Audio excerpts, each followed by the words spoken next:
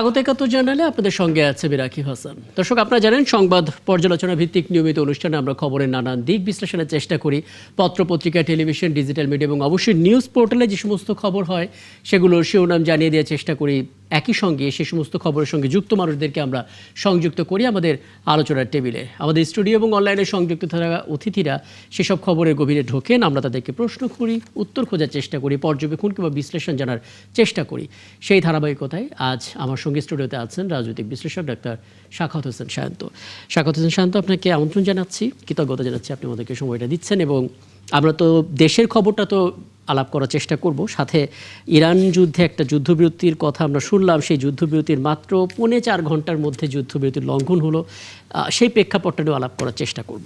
এবং বলে রাখি দর্শক, আমাদের সঙ্গে এই আলোচনার বিভিন্ন পর্যায়ে ধাপে ধাপে অতিথিরা যুক্ত হবেন।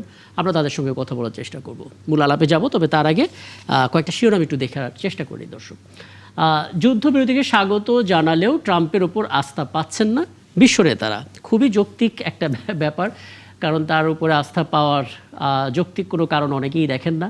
এই যুদ্ধবিরতি কেন পাকিস্তানের সবচেয়ে বড় কূটনৈতিক বিজয়? কারণ অর্ধেকেরও বেশি আসলে হতাশায় নিমজ্জিত হয়ে যাচ্ছিল, যেটা আসলে কলমে বিশ্লেষণে লেখা।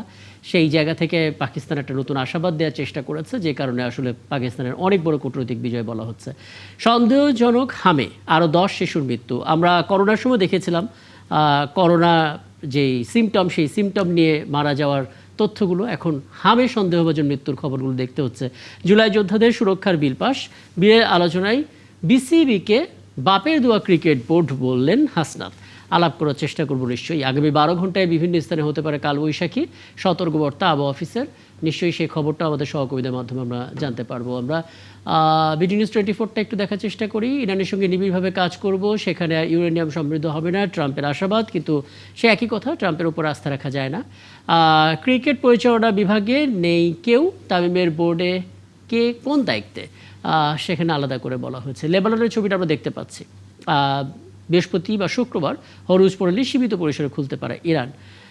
দেখে নিলাম আমরা বাংলা ট্রিবিউনটাও ছোটো করে একটু দেখে নিতে চাই। 20 বছরে বিএনপির বিরুদ্ধে 1.5 লাখ মামলা, আওয়ামী লীগের বিরুদ্ধে 20 মাসেই লক্ষাধিক। এই জায়গাটা নিয়ে কথা বলার প্রয়োজন আছে বোধহয়। ঢাকা মেডিকেলে সংঘর্ষ, 3 ঘন্টা পর জরুরি বিভাগে সেবা চালু। একটা ছোট ঘটনা বড় পরিসরে। বিএনপির মধ্যে দমনমূলক প্রবণতা দেখা যাচ্ছে। স্বাগতম স্যার, তো এই খবরটার দিকে আপনার একটু নজর রাখতে বলবো, কারণ এটা নিয়ে একটু জানার চেষ্টা করবো। আসিফ মাহমুদ সজীব ভূঁইয়া যে প্রেস কনফারেন্স করেছেন, তিনি আসলে যেটা বলার চেষ্টা করছিলেন যে বিএনপি খুব দ্রুত আওয়ামী লীগের পর্যায়ে চলে যাবে। আওয়ামী লীগে যেটা একটা দীর্ঘ সময় লেগেছিল, ওনার বক্তব্য হচ্ছে বিএনপি খুব দ্রুত সেই জায়গায় পৌঁছে যাবে। মোটামুটিভাবে আমরা দেখে নিলাম খবরগুলো।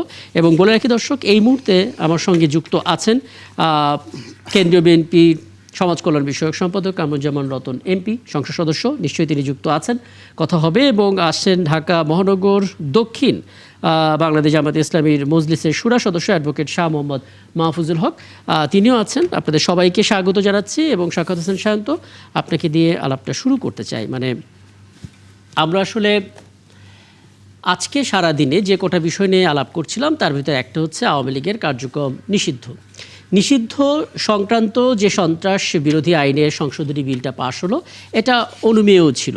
কারণ যে অপরাধে তারা অপরাধী, সেই জায়গা থেকে আসলে এই আইনের বিকল্প কিছু নেই।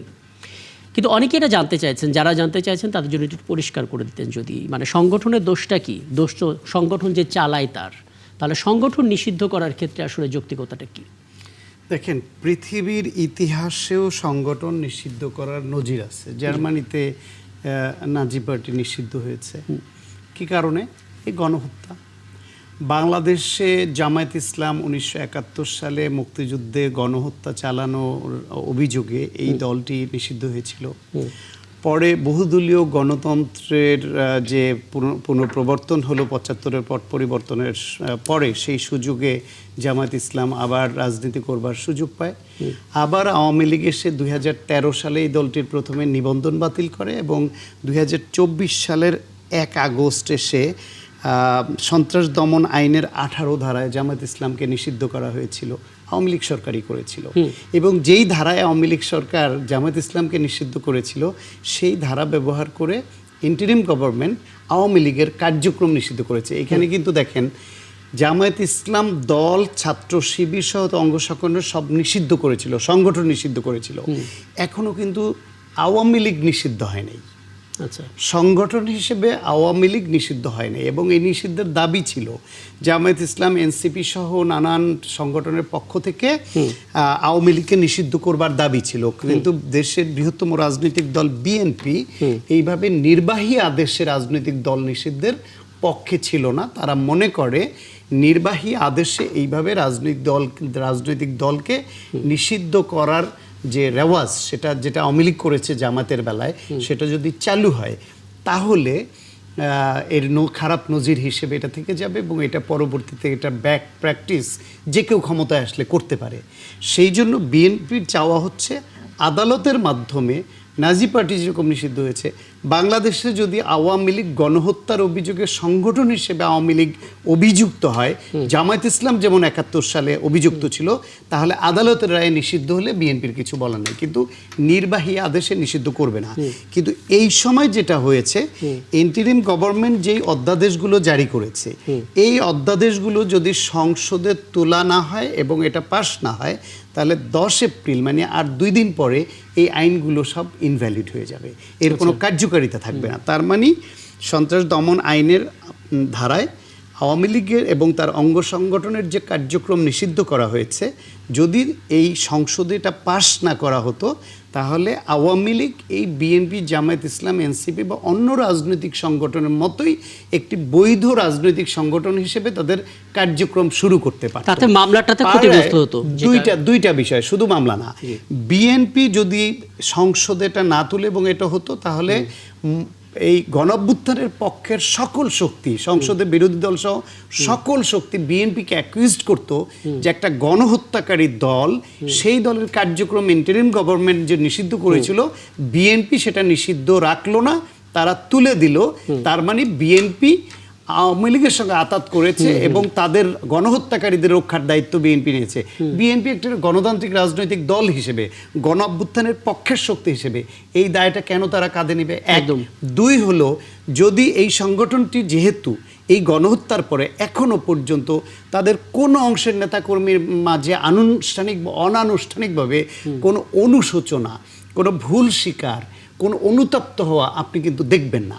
তারা মনে করে যে এইটা একটা রাজনৈতিক সংঘর্ষ হয়েছে, উভয় পক্ষে হতাহত হয়েছে, অন্য সময়ের রাজনৈতিক সহিংসতার মতোই। সুতরাং এটাকে তারা ওইভাবে দুঃখ প্রকাশ পর্যন্ত করেনি। সেই আওয়ামী লীগের নেতাকর্মীরা দেশে যদি এখন অসহযোগিতা এবং বিশৃঙ্খলা সৃষ্টির চেষ্টা করে, তখন সরকার তারা কি এই সংসদে বিরোধী দল যারা এনসিপি, জামায়াত, তাদের মোকাবেলা করবে রাজনৈতিকভাবে, নাকি একটা গণহত্যাকারী সন্ত্রাসী সংগঠন তাদেরকে করবে? সে কারণে বিএনপির জন্য এই মুহূর্তে সংসদে এই আইনটা পাস করা ছাড়া অন্য কোনো বিকল্প ছিল না। খুব স্পষ্ট এবং আমার ধারণা যারা এই বিষয়টি নিয়ে প্রশ্ন করছিলেন তারা খুব চমৎকার করে ব্যাখ্যা পেয়েছেন। বলে রাখি, ঠিক এই মুহূর্তে আমার সঙ্গে সাবেক রাষ্ট্রদূত মাহফুজুর রহমানও যুক্ত হয়েছেন। মাহফুজুর রহমান, আপনাকে আমন্ত্রণ জানাচ্ছি এবং নিশ্চয়ই আপনার সঙ্গেও কথা হবে। তার আগে আমি একটু অ্যাডভোকেট শাহ মোহাম্মদ মাহফুজুল হক আপনার কাছে আসতে চাই। আপনি শুনতে পাচ্ছেন আমাকে? মাহফুজুল হক, আপনি আমাকে শুনতে পাচ্ছেন?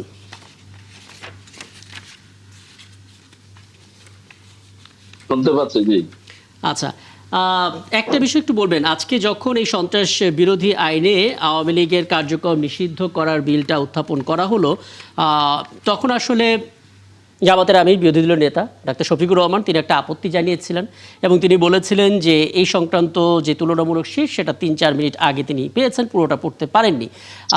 কিন্তু তারপরেও যেহেতু পাশ হয়ে গেছে, কোনো বিশেষ পর্যবেক্ষণ কি ছিল যে কারণে আসলে আপত্তি জায়গাটা তোলা হয়েছে, নাকি পরবর্তীতে পড়া হয়েছে? ধন্যবাদ আপনাকে। আপনার মাধ্যমে ৭১ চ্যানেলের সম্মানিত দর্শক শ্রোতা মন্ডলী, দেশে বিদেশে যারা শুনছেন এবং সম্মানিত আলোচক বৃন্দ সহ সবাইকে স্বাগত জানাচ্ছি আজকের আলোচনা। যে বিষয়টা বলছেন আজকে, এটা অনেক গুরুত্বপূর্ণ সংবাদ এবং বাংলাদেশের ইতিহাসে একটা গুরুত্বপূর্ণ দিন বলা যায়, যে বাংলাদেশে অত্যন্ত প্রভাবশালী এবং গুরুত্বপূর্ণ রাজনৈতিক দলের মধ্যে অন্যতম একটা দল আওয়ামী লীগ, যারা মুক্তিযুদ্ধেও তাদের অবদান, অনেক বড় অবদান ছিল এবং দীর্ঘ 17 বছর প্রায় একটানা ফ্যাসিবাদ কায়েম করে বিভিন্ন কৌশলে শাসন করেছে। আজকে সেই দলটি বাংলাদেশে জাতীয় সংসদে আইন পেশার মাধ্যমে সিদ্ধ হয়েছে। এটা অনেকের জন্য অনেক বড় শিক্ষার বিষয় আছে এবং দেশের সাধারণ মানুষ এবং বিভিন্ন মিশ্র প্রতিক্রিয়া আছে।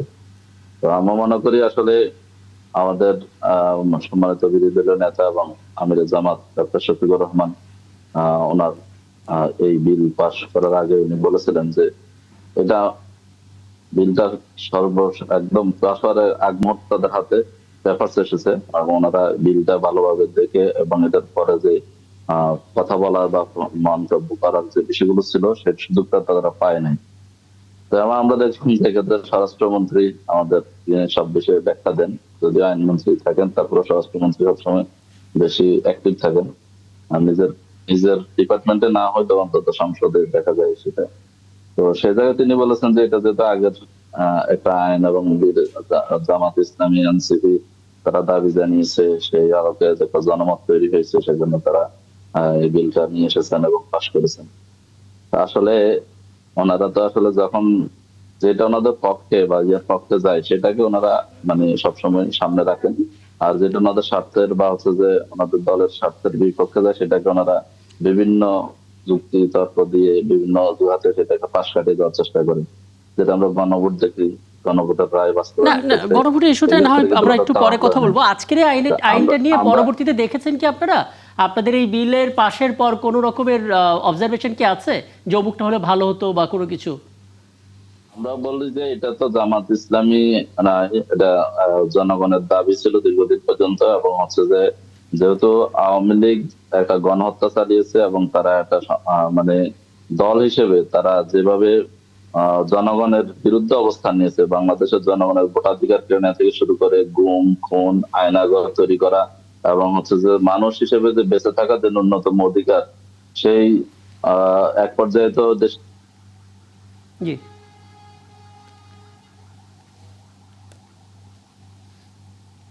খুব সম্ভবত ব্যান্ডউইথের একটা সমস্যা। একটা ছোট্ট বিষয় একটু জানার চেষ্টা করতাম যেন সাখাওয়াত হোসেন শান্ত আপনার কাছে, মানে এই যে সন্ত্রাস বিরোধী আইন যেটাকে আসলে সংশোধিত আকারে তুলে ধরে বিলটা পাশ করা হলো, তাতে সংগঠনও নিষিদ্ধ করার বিষয়টাও যুক্ত করা হলো, পরবর্তীতে আসলে এটার কোনো মিসইউজ হবে কিনা? আবার কেউ যদি 1971 সালে জামাত ইসলামীর কর্মকাণ্ড নিয়ে নতুন করে সন্ত্রাস বিরোধী আইনে মামলা করে, তাহলে এই দলটার ক্ষেত্রেও কোনো রকমের নির্দেশনা আসতে পারে কিনা কার্যক্রম সংক্রান্ত? কোনো ক্ষতিগ্রস্ত কেউ বা দেশের কোনো নাগরিক যদি সেই অভিযোগ দায়ের করতে চান এবং সেটা যদি তদন্তে প্রমাণিত হয়, তাহলে সেটা হতে তো বাধা নাই বাংলাদেশের আইনে। যেই ধারায় সন্ত্রাস দমনের যেই 18 ধারায় আওয়ামী লীগ জামায়াত ইসলামকে নিষিদ্ধ করেছিল, পট পরিবর্তনের পরে জামায়াত আবার সেই নিষেধাজ্ঞা উঠে গেছে, এখন আওয়ামী লীগ নিষিদ্ধ। কোনোদিন যদি এরকম হয় যে আবার পরিস্থিতি পাল্টে যায়, তখন কিংবা এখনও যদি তদন্তে প্রমাণিত হয়, সেটা তো আসতেই পারে। সুতরাং আইন সবার বেলায় যাতে সমানভাবে প্রয়োগ হয় এবং তদন্ত সাপেক্ষে, শুধুমাত্র অভিযোগের ভিত্তিতে যেন না হয়। তবে যেহেতু আওয়ামী লীগের এই বিষয়টা এখন অ্যাকিউট এবং গণঅভ্যুত্থান পরবর্তী সময়ে গণঅভ্যুত্থানের পক্ষের শক্তির সমর্থনে একটি ইন্টারিম গভর্নমেন্ট হয়েছিল, সেই সময় গুরুত্ব পেয়েছে খুব সঙ্গত কারণেই গণঅভ্যুত্থানে পরাজিত শক্তি এবং গণহত্যাকারীদের বিষয়টা। গণহত্যা তো বাংলাদেশে 71 সনে হয়েছে, গণহত্যা 24 সালে হয়েছে। বরং আপনি মাত্রাগত দিক বিবেচনা করলে 24 সালের যে গণহত্যা স্কেল যদি আপনি এর বিস্তৃতি বা সংখ্যাতাত্ত্বিক দিক থেকে যান, তাহলে এইটার থেকে 71টা অনেক ভয়াবহ এবং ব্যাপক। 71-এ লক্ষ লক্ষ মানুষকে মেরেছে, 71-এ নারী ধর্ষণ হয়েছে, যেটা 24 সালে এসে সংখ্যার দিক থেকেও ধরেন অ্যারাউন্ড 1000 লোক গণহত্যার শিকার হয়েছে, আর পুলিশ এবং গণহত্যাকারীদের পক্ষের কিছু লোকও নিহত হয়েছেন, যেটা 1971 সনে রাজাকার আলবদর আল শামস বা স্বাধীনতা বিরোধীদের কেউ কেউ তো প্রাণ হারিয়েছেন। ঠিক একইভাবে এইখানে যারা গণহত্যা চালিয়েছে ফ্যাসিবাদ, তাদের পক্ষের কিছু লোকও প্রাণ হারিয়েছে 71 সালের ওই আলবদর আল শামস কিংবা রাজাকার কিংবা স্বাধীনতা বিরোধী পক্ষের মতো। আর ওই সময় যেরকম মুক্তিযোদ্ধা এবং মুক্তিযুদ্ধের পক্ষের শক্তি কিংবা দেশের নিরীহ জনগণকে লক্ষ লক্ষ মানুষকে হত্যা করা হয়েছিল, ঠিক একইভাবে এইখানে অন্তত 1000 লোককে 800 কতজন তালিকা হয়েছে, কিন্তু ধারণা করা এটা 1000-এর উপরে হবে, যেটা জাতিসংঘ আরও একটু বড় সংখ্যার কথা বলেছে। সেই ক্ষেত্রে দুইটার মাত্রাগত দিক বিবেচনা করলে 71 তো অনেক ঊর্ধ্বে এবং একটা দেশের অভ্যুদয়ের সঙ্গে যুক্ত। সেটার সত্যিকার অর্থে তদন্ত সাপেক্ষ বিচার হয়নি। যেটা আওয়ামী লীগ যে বিচারটা করেছে যুদ্ধ অপরাধের নামে, সেটা ছিল ফরমায়েশি বিচার। তারা তাদের রাজনৈতিক উদ্দেশ্য হাসিলের জন্য কিছু মানুষকে রাষ্ট্রীয় হত্যাকাণ্ডের শিকার করেছে। কিন্তু 71-এর যদি সত্যিকার নির্মোহ নিরপেক্ষ তদন্ত কেউ দাবি করে এবং সেখানে সত্যিকার দোষী যারা, তাদের বিচার যদি কেউ দাবি করে, এটা দোষের না, এবং আমার মনে হয় এই ব্যাপারে কেউ আপত্তিও করবে না, কিন্তু তদন্তটা যেন সঠিক হয়। ঠিক এইবারের তো যেন তাই হয়। একদম একদম। এখানে সাবেক রাষ্ট্রদূত মাহফুজুর রহমান নিশ্চয়ই যুক্ত আছেন, এবং মাহফুজুর রহমান, আমি আপনার কাছে একটা ছোট প্রশ্ন করে যেতে চাই। সেটা হচ্ছে যে আওয়ামী লীগের কার্যক্রম নিষিদ্ধ সংক্রান্ত বিলটা উত্থাপন হলো, সেটা পাশ হলো, সেটা কার্যকরও নিশ্চিতভাবে হবে, কিন্তু আওয়ামী লীগের যিনি আসলে প্রধান শেখ হাসিনা, তিনি তো ভারতে আছেন, তাকে ফিরিয়ে আনা কতটা চ্যালেঞ্জিং হবে, কোন কূটনৈতিক পথে আমাদেরকে হাঁটতে হবে, সেটা নিয়ে একটু আলাপ করার চেষ্টা করব। আমি একটা ছোট্ট বিরতি বা ফিরে এসে নিশ্চয়ই এই আলাপে ঢুকবো। জনাব মাহফুজুর রহমান, এ পর্যায়ে আপনার কাছ থেকে একটু ধারণা পেতে চাই, যতটুকু আসলে স্পষ্টভাবে বোঝা সম্ভব। আপনি জানেন আমাদের পররাষ্ট্রমন্ত্রী খলিলুর রহমান, তিনি ভারত সফরে ভারতের পররাষ্ট্রমন্ত্রী জয়শঙ্করের সঙ্গে যে বৈঠক করেছেন, সেই বৈঠকে প্রথম সুযোগেই জুলাই গণ অভ্যুত্থানের সময় সংঘটিত মানবতা বিরোধী অপরাধের মামলায় আইসিটিতে মৃত্যুদণ্ডপ্রাপ্ত শেখ হাসিনা এবং তৎকালীন স্বরাষ্ট্রমন্ত্রী আসাদুজ্জামান খান কামালের প্রত্যর্পণ চেয়েছে, এবং সে বিষয়ে সুনির্দিষ্টভাবে তো কোনো স্টেটমেন্ট আসেনি, তবে হাদি হত্যাকাণ্ডের সঙ্গে জড়িত 2 আসামিকে ফেরত দেওয়ার একটা কমিটমেন্ট ভারতের দিক থেকে এসেছে। দুটো বিষয় নিয়ে একটু বলবেন। প্রথমত, শেখ হাসিনা এবং আসাদুজ্জামান খান কামালের দেশে ফেরত আনার ব্যাপারে কী ধরনের চ্যালেঞ্জ আসলে বাংলাদেশ সরকারকে ফেস করতে হতে পারে, আপনি সেই অভিজ্ঞতা থেকে কি দেখেন, কোন প্রক্রিয়ায় কোন কূটনৈতিক পদক্ষেপে আসলে সেটা সম্ভব হতে পারে? আচ্ছা, আমরা এখন কম বেশি সবাই জানি যে দুটো দেশে, বাংলাদেশ এবং ভারতের মধ্যে একটা দ্বিপাক্ষিক চুক্তি আছে, যেটা এক্সট্রাডিশন ট্রিটি। যদি বাংলায় বলি তাহলে সেটা বন্দি বিনিময় চুক্তি অথবা অপরাধী কিংবা অভিযুক্ত আসামি প্রত্যর্পণের চুক্তি। সেই চুক্তিটা 2013 সালে করা হয় এবং 2016 সালে সেটাকে আরো সহজ করা হয়। এখন যেহেতু চুক্তিটা অনেক সহজ করা হয়েছে, সুতরাং এই চুক্তির আওতায় আপনি দণ্ডপ্রাপ্ত একজন আসামিকে অবশ্যই বাংলাদেশ ফেরত চাইতে পারে। কিন্তু এখানে আমরা বুঝি যে কিছুটা স্পর্শকাতরতা আছে। দুটো দেশের মধ্যে যে কোনো চুক্তি করা হয়, সেই চুক্তিগুলো করা হয় দুটো দেশের সম্পর্ক সমৃদ্ধ করার জন্য, উন্নত করার জন্য। মানে একটা দেশ আরেকটা দেশকে বেকায়দায় ফেলার জন্য না, বা বিব্রত করার জন্য না। তো সেদিক থেকে বিবেচনা করলে যখন দু দেশের সম্পর্কের মধ্যে টানাপোড়েন চলে, তখন এই দ্বিপাক্ষিক চুক্তিগুলো মানে কাগজে কলমে না হলেও বাস্তবে অকার্যকর হয়ে পড়ে। আমাদের এই এক্সট্রাডিশন ট্রিটিটা এখন পর্যন্ত সেরকম একটা টানাপোড়েনের শিকার হয়ে আছে। তো আমি মনে করি যে দু দেশের সম্পর্কের যদি ক্রমান্বয়ে উন্নতি হয় এবং দুটো দেশই এর মধ্যে সেইটা ডেমনস্ট্রেট করেছে যে সম্পর্কের একটা নতুন মাত্রা উন্মোচিত হতে যাচ্ছে, তো সেই রকম পর্যায়ে এই দণ্ডপ্রাপ্ত 2 আসামিকে হয়তোবা ফেরত নিয়ে আসা সহজ হতে পারে। এখানে একটা জিনিস খেয়াল করা দরকার, যে প্রাক্তন প্রধানমন্ত্রী, তিনি অনুমান করা যায় যে তিনি ভারতে আশ্রয়ে আছেন, সরকারি আশ্রয়ে আছেন, কিন্তু স্বরাষ্ট্রমন্ত্রী যিনি, তাকে তারা আশ্রয় দিয়েছে কিনা এই ধরনের কোনো তথ্য আমাদের কাছে নেই। তো তিনি এমন হতে পারে যে তিনি পলাতক অবস্থায় আছেন অথবা বেআইনি ভাবে সেখানে অবস্থান করছেন। তো দুজনের ক্ষেত্রে হয়তো জিনিসটা দুরকম হবে, কিন্তু আমাদের যেহেতু চুক্তি আছে এবং বলবৎ আছে, সেই চুক্তির আওতায় আমাদের বাংলাদেশের পক্ষে সম্ভব তাদেরকে, ভারতকে আহ্বান জানানো, যেন কোনো এক সময় সুবিধাজনক সময়ে সেই আপনার প্রত্যর্পণটা অনুষ্ঠিত হতে পারে। একটা জিনিস একটু বলে রাখতে চাই, সেটা হলো যদি ধরেন এটা নিয়ে জটিলতা তৈরি হয় এবং ভারত কালক্ষেপণ করে অথবা বিষয়টা এড়িয়ে যাওয়ার চেষ্টা করে, অর্থাৎ আমরা যদি ভারতের দিক থেকে প্রতিকূলতা দেখি সেই রকম ক্ষেত্রে ভবিষ্যতে যদি জটিলতা আরো বাড়ে এই পার্টিকুলার এই বিষয়টা নিয়ে, তখন কিন্তু আমাদেরকে তৈরি হতে হবে যেন এই সুবিচার করা হয়েছে এই বিষয়টা যাতে আমরা প্রমাণ করতে পারি। এটা কখন কোথায় কিভাবে প্রয়োজন পড়বে আমরা জানি না, কিন্তু ভবিষ্যতে জটিলতা বাড়লে এটার হয়তো প্রয়োজন হতে পারে। খুব স্পষ্ট বক্তব্য। ডাক্তার স্বাগত জানান, তো আপনি এই পুরো আলাপের মধ্যে আছেন, যে কোনো পর্যায়ে যে কোনো প্রশ্ন আপনি অতিথিদেরকে করতেও পারেন। আমি একটু কামরুজ্জামান রতন, মাননীয় সংসদ সদস্য, আপনার কাছে কয়েকটা বিষয়টি স্পষ্ট হতে চাই। প্রথমত, আমরা দেখতে পেলাম আমাদের পররাষ্ট্রমন্ত্রী যে ভারত সফর, সেখানে শেখ হাসিনা এবং কামালকে দেশে ফেরানোর ক্ষেত্রে প্রত্যর্পণ চুক্তির মাধ্যমে হোক বা যে কোনো প্রক্রিয়া হোক, বাংলাদেশ এটা চেয়েছে। হাদি হত্যার বিচারের দাবিতে উত্তাল ছিল, সেখানে হাদি হত্যার বিচারের জন্য অগ্রগতি হয়েছে, আসামি ধরা পড়েছে, দেশে ফিরিয়ে আনার দিক থেকে একটা আশাবাদও তৈরি হয়েছে। আওয়ামী লীগের কার্যক্রম নিষিদ্ধের দাবি ছিল, সেটিও বিল পাশ হয়ে গেল, আওয়ামী লীগের কার্যক্রম আপাতত নিষিদ্ধ। মানে এত কিছুর পরও কিন্তু আজকে মানে যেই দিনটা আমরা ফেলে এলাম, সেই দিন প্রেস কনফারেন্স হলো প্রেস ক্লাবে, এবং সেখানে বলা হলো বর্তমান সরকার আওয়ামী লীগের পথে হাঁটছে এবং সেটা খুব দ্রুত গতিতে। এই ভাবমূর্তিটা আসলে কেন তৈরি হচ্ছে বা কারা তৈরি করছে, যৌক্তিকতাটা আসলে কি দেখেন আপনি, আপনার দিক থেকে যদি কোনো পর্যবেক্ষণ থাকে? একটা জিনিস সবসময় মনে রাখবেন, জি, যখনই একটা দল পাওয়ারে থাকে তার বিরুদ্ধে সত্য মিথ্যা মিশ্রিত এবং যৌক্তিক অনুজ্ঞতা বলবো না, এমন কিছু ন্যারেটিভ তৈরি করা হয় যে শাসক তাদেরকে যদি গঠনমূলক সমালোচনা করা হয় মোস্ট ওয়েলকাম।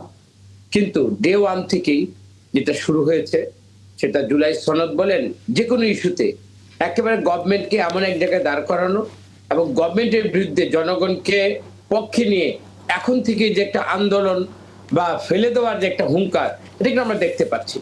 যে আমার কথা হলো, সরকার সেটা যে দলেরই হোক, যে আদর্শের ভিত্তিতে হোক, সরকারকে সমালোচনা করতে হবে গঠনমূলক, বাস্তব ভিত্তিক।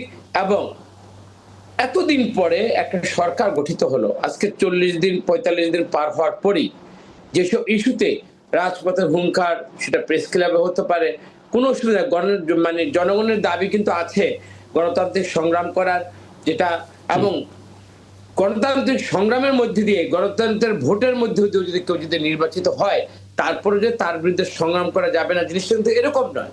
কিন্তু আপনি দেখেন যারাই আমরা বিরোধিতা করছি তারা কারা, এবং যেসব ইস্যুগুলোতে আমরা জনগণকে আমরা সম্পৃক্ত করে আমরা আন্দোলনের হুঙ্কার দিচ্ছি, সেই হুঙ্কারটা যদি গণতন্ত্রের পথে হয়, আমি বলবো না যে তাদের কোনো ন্যায্যতা নেই, অধিকার নেই। কিন্তু যেসব ইস্যুতেই মাত্র একটা সরকার প্রতিষ্ঠিত হলো জনগণের ভোটে, এবং কখন এই সরকারটা দায়িত্ব নিল, আপনি দেখেন ইউক্রেন রাশিয়ার যুদ্ধ, এবং এই যে ইরান এবং আমেরিকার যে যুদ্ধটার পরে পৃথিবীর টালমাটাল, এবং বাংলাদেশকে যদি রাজনৈতিকভাবে অস্থিতিশীল করার জন্য আপনি যে এতগুলো ইস্যুকে যদি এখন অর্থনৈতিক ভিত নেই, আপনি বাংলাদেশের কোন মন্ত্রণালয় আছে আপনি খোঁজ নেন যে 1 মাস এই দেশ চালাবার মতো অর্থনৈতিক ভিত নেই।